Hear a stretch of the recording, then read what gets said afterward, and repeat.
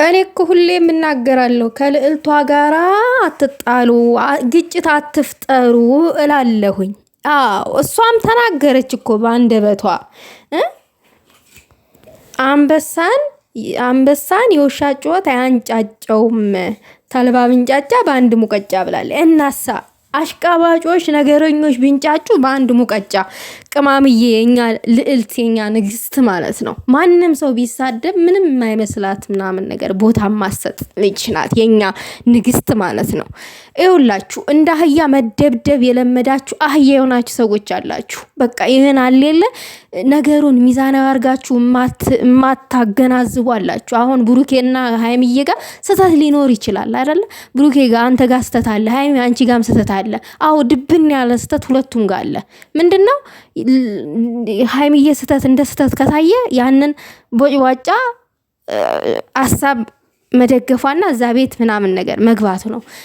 ሁለተኛ የብሩኬ ስተቱ ደግሞ ከተባለ ያማቻችን ለንግስታችን እጁን መሰንዘሩ እንደ ስተት ይቆጠራል። የሆነ በትግስት ማለፍ ነበረበት እና አዳሜ ብትንጫጭ በባልና ሚስት መሃል ገብተሽ ምንም አታመጪም። በቃ አንበሳ ነው። ሁሉ ጊዜም አንበሳ ናት የኛ ልዕልት ማለት ነው። እና ምንም አታመጡም። በቃ እናንተ ሁሉ ጊዜ ባላችሁ ፍቅረኛችሁ እንደ አህያ እየደበደባችሁ ምናምን መኖር የምትኖሩ ናችሁ። እንደዛ ሃይሚዬን ስትሰድቧት የነበራችሁ፣ ሃይሚዬን ደግ አደረገ አንቺ ክብር አይወድልሽም ስትሏት የነበራችሁ። ምክንያቱም እናንተ በዱላ ነው የምታምኑት። ወንድ ልጅ በፍቅር መርታት አታቁም። በቃ ማሸነፍ አታቁም።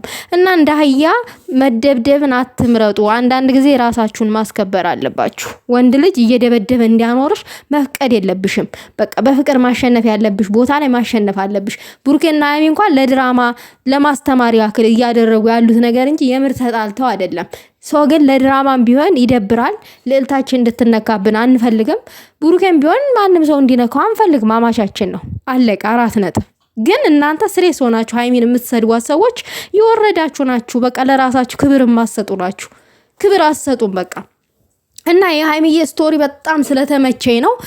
ቅንቅናም ሰዎች ስላሉ ሃይሚዬን የሰደቧት ሰዎች ስላሉ ልክልካቸውን መነገር ስላለባቸው ነው። እነዛ አህያ ናቸው። በቃ ራሳቸውን አስከብረው አያውቁም ጭራሽ። ሁሌ ነው በጥፊ የሚመቱት እያልኳችሁ ነው። እነዚህ ሁሌ ማለት ነው። ማን ስለሆነ ነው ፍቅር መስጠት ካልቻለ መተው ይችላል። እንዴት ነው ፍቅረኛዬን የሚመታኝ?